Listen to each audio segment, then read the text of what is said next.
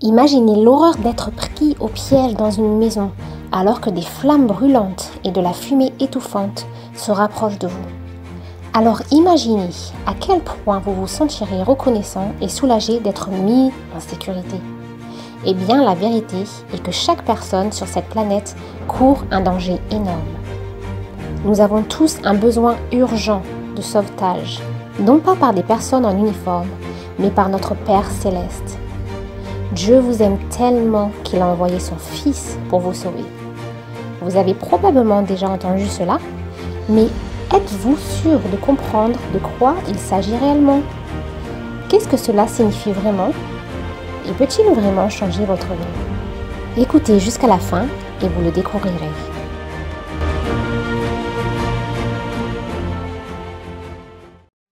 Dieu se soucie-t-il vraiment de nous? Voici ce qu'il a dit. Parce que tu as du prix à mes yeux, parce que tu es honoré et que je t'aime. Ésaïe 43, 4. Je t'aime d'un amour éternel. Jérémie 31, 3.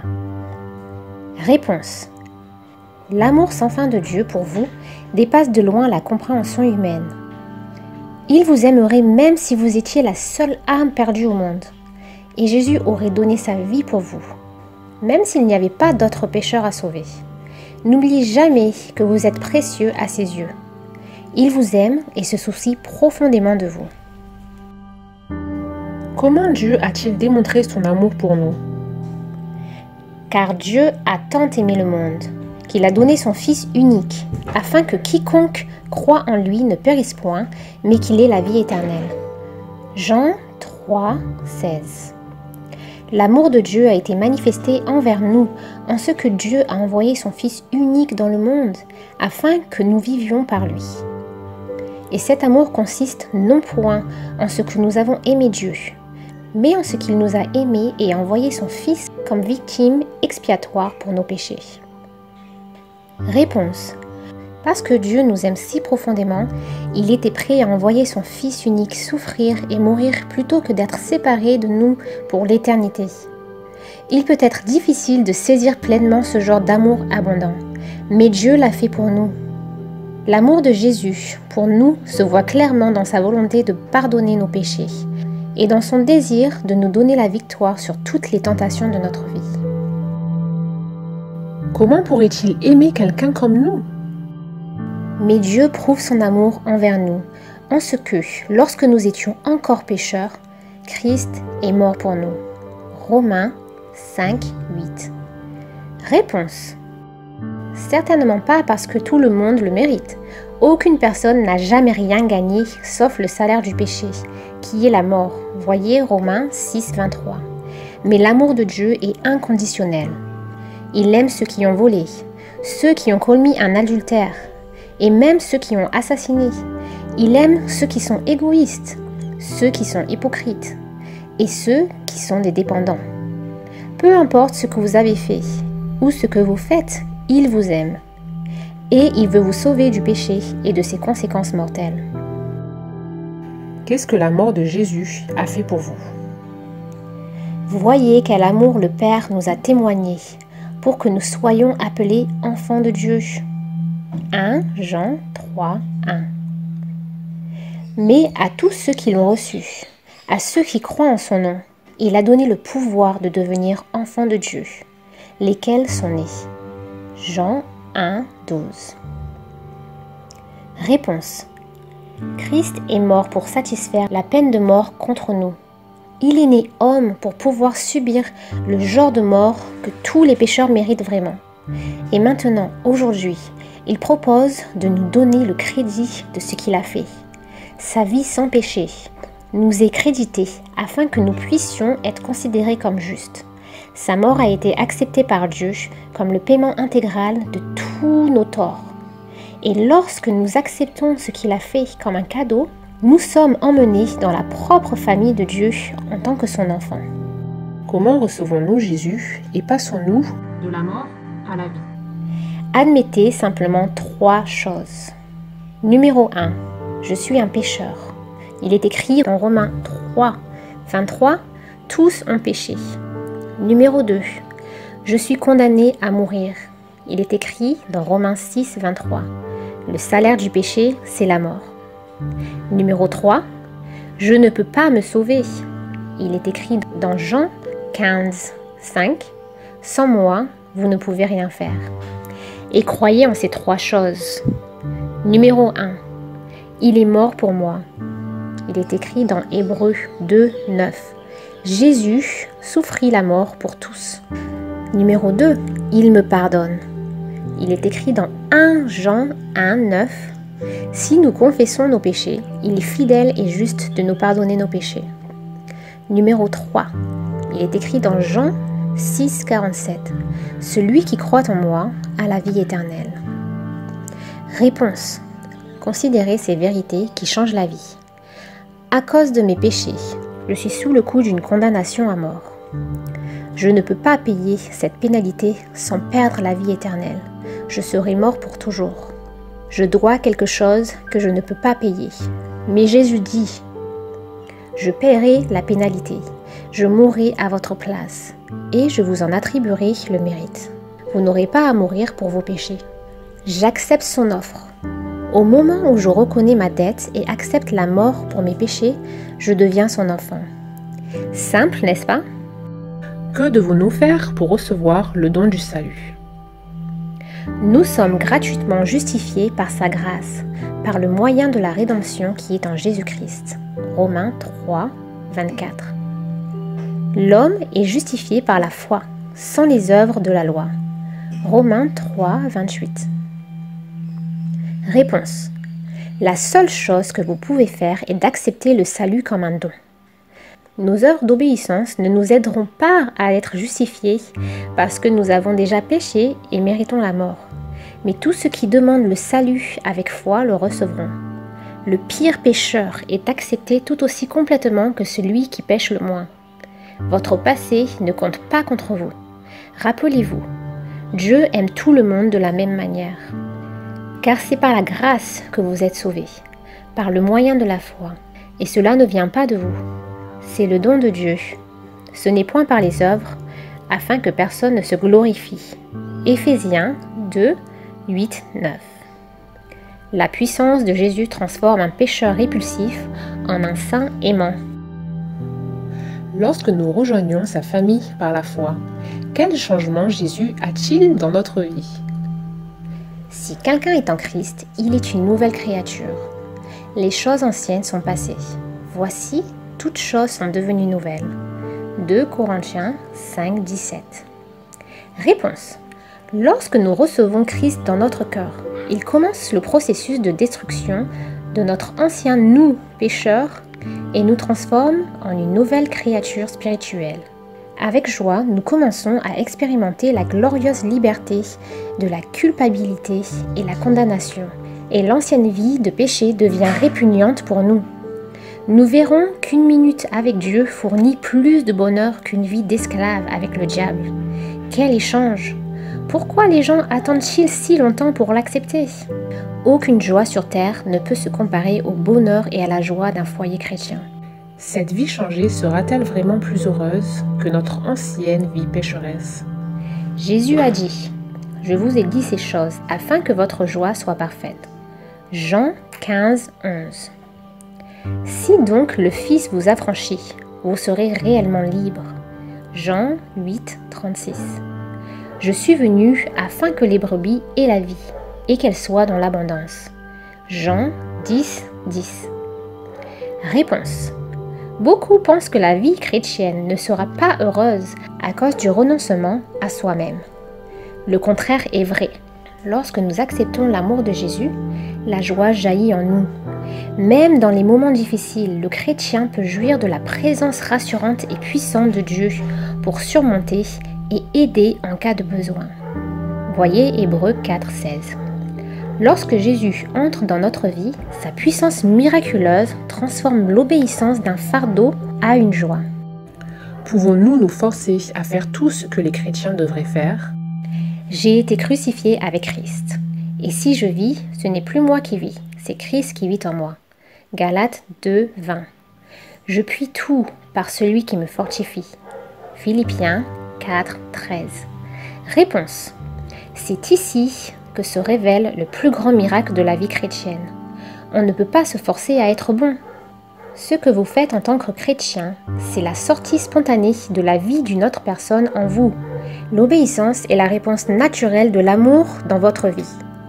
Étant né de Dieu, en tant que nouvelle créature, vous voulez lui obéir parce que sa vie est devenue une partie de votre vie. Faire plaisir à quelqu'un que vous aimez n'est pas un fardeau, mais un délice. On lit dans Psaume 40, 8 « Je veux faire ta volonté, mon Dieu, et ta loi est au fond de mon cœur. » Ce n'est pas un fardeau de plaire à quelqu'un que vous aimez vraiment. Cela signifie-t-il que même les 10 commandements ne seront pas difficiles à obéir? Si vous m'aimez, gardez mes commandements. Jean 14, 15. Car l'amour de Dieu consiste à garder ses commandements, et ses commandements ne sont pas pénibles. 1 Jean 5, 3. Mais celui qui garde sa parole, l'amour de Dieu est vraiment parfait en lui.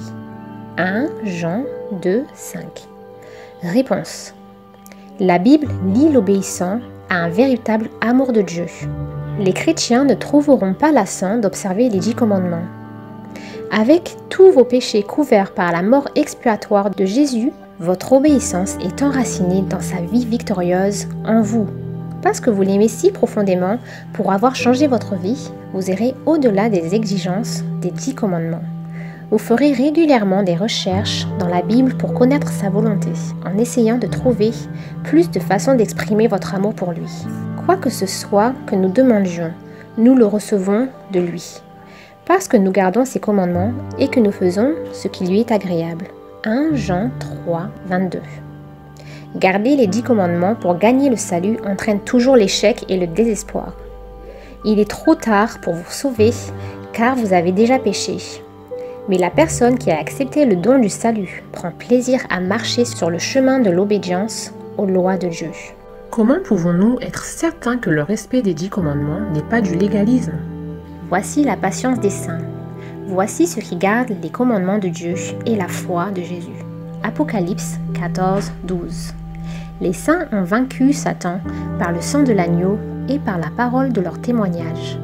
Et ils n'ont pas aimé leur vie jusqu'à la mort. Apocalypse 12, 11. Réponse. Le légalisme essaie de gagner le salut par de bonnes œuvres au lieu de l'accepter comme un cadeau. Les saints de la Bible sont identifiés comme ayant 4 caractéristiques. Numéro 1. Garder les commandements. Numéro 2. Faire confiance au sang de l'agneau. Numéro 3. Partager leur foi avec les autres. Et numéro 4. Choisir de mourir plutôt que de pécher. Ce sont les vraies marques d'une personne qui aime Christ et désire le suivre. Comment pouvons-nous être sûrs que la foi et l'amour dans notre relation avec le Christ continueront d'augmenter? Sondez les Écritures. Jean 5, 39. Priez sans cesse. 1 Thessaloniciens 5, 17. Ainsi donc, comme vous avez reçu le Seigneur Jésus-Christ, marchez en lui. Colossiens 2, 6. Chaque jour, je suis exposé à la mort. 1 Corinthiens 15, 31. Réponse. Aucune relation personnelle ne peut prospérer sans communication. La prière et l'étude de la Bible sont des formes de communication avec Dieu et elles sont essentielles pour que notre relation avec lui grandisse. Sa parole est une lettre d'amour que vous aurez envie de lire quotidiennement pour nourrir votre vie spirituelle. Parler avec lui dans la prière approfondira votre dévotion et ouvrira votre esprit à une connaissance plus passionnante et plus intime de qui il est et de ce qu'il recherche dans votre vie. Vous découvrirez des détails étonnants de son incroyable disposition pour votre bonheur. Mais rappelez-vous, comme dans d'autres relations personnelles, la perte de l'amour peut transformer un paradis en esclavage. Lorsque nous cesserons d'aimer le Christ et son exemple, la religion n'existera que sous forme de soumission forcée à un ensemble de restrictions. Votre amour pour Jésus s'approfondira également lorsque vous partagerez son amour avec les autres. Comment pouvons-nous informer tout le monde de notre relation avec lui qui change la vie? Nous avons donc été ensevelis avec lui par le baptême en sa mort, afin que, Comme Christ est ressuscité des morts par la gloire du Père, de même, nous aussi, nous marchons en nouveauté de vie. Romains 6, 4, 6. Je vous ai fiancés à un seul époux, pour vous présenter à Christ comme une vierge pure. 2 Corinthiens 11, 2. Réponse. Le baptême symbolise 3 éléments significatifs dans la vie de celui qui a accepté le Christ. Numéro 1. La mort au péché. Numéro 2. La naissance d'une nouvelle vie en Christ. Et numéro 3. Un mariage spirituel avec Jésus pour l'éternité. Cette union spirituelle deviendra plus forte et plus douce avec le temps, tant que nous continuerons dans l'amour. Dieu scelle notre mariage spirituel. Pour sceller notre mariage spirituel avec Jésus pour l'éternité, Dieu a promis de ne jamais nous abandonner. Voyez Psaume 55, 22, Matthieu 28, 20 et Hébreux 13, 5. De prendre soin de nous dans la maladie et la santé. Voyez Psaume 41, 3 et Ésaïe 41, 10. Et de pourvoir à tous les besoins qui pourraient éventuellement se développer dans notre vie. Voyez Matthieu 6, 25 à 34. Tout comme vous l'avez reçu par la foi, continuez à lui faire confiance pour chaque besoin futur et il ne vous laissera jamais tomber. Comment la mort d'une personne pourrait-elle payer la peine pour les péchés de toute l'humanité? Et sommes-nous trop pécheurs pour que Dieu nous sauve? Réponse. Parce que tous ont péché, voyez Romains 3, 23, et parce que le salaire du péché c'est la mort, voyez Romains 6, 23, il faut quelque chose de spécial pour chaque personne qui est née. Seul celui dont la vie est au moins égale à toute l'humanité peut mourir pour les péchés de toute l'humanité. Parce que Jésus est le Créateur et l'auteur de toute vie, la vie qu'il a donnée était encore plus grande que la vie de toute personne qui vivrait jamais. On lit dans Hébreux 7, 25. C'est aussi pour cela qu'il peut sauver parfaitement ceux qui s'approchent de Dieu par lui, étant toujours vivant pour intercéder en leur faveur. Si j'accepte le Christ et son pardon, mais que je tombe à nouveau, me pardonnera-t-il encore? Nous pouvons faire confiance à Dieu pour nous pardonner à nouveau, si nous sommes vraiment désolés pour notre péché et le confessons. Il est écrit dans 1 Jean 1, 9. Si nous confessons nos péchés, il est fidèle et juste pour nous les pardonner et pour nous purifier de toute iniquité. Voir aussi Matthieu 6, 12. Comment puis-je même approcher Dieu dans ma condition de péché? Ne serait-il pas préférable qu'un prêtre ou un ministre prie pour moi? Réponse. Puisque Jésus a vécu dans la chair humaine et a été tenté comme nous, voir Hébreux 4, 15, et a été victorieux, voir Jean 16, 33, il peut nous pardonner nos péchés. Nous n'avons pas besoin d'un prêtre humain ou d'un ministre pour faire cela.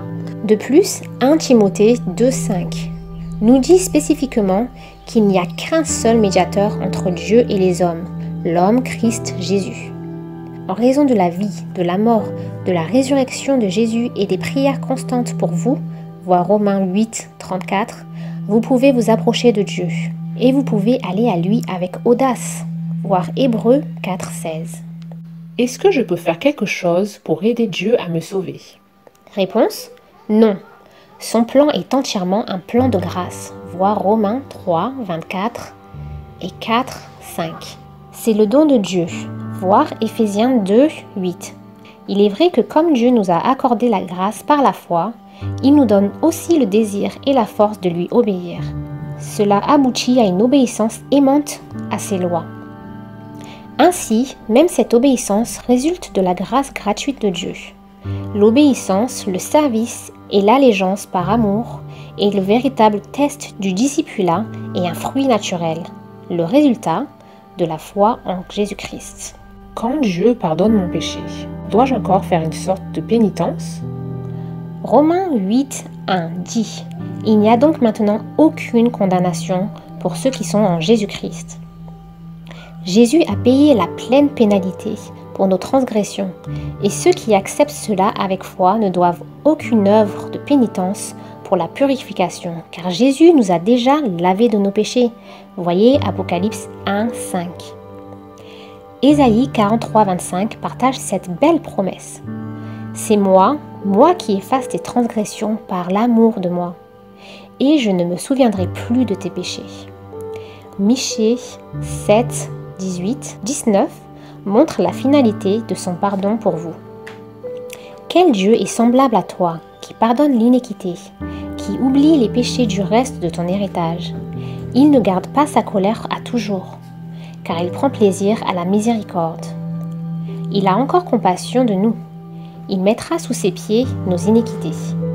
Tu jetteras au fond de la mer tous leurs péchés.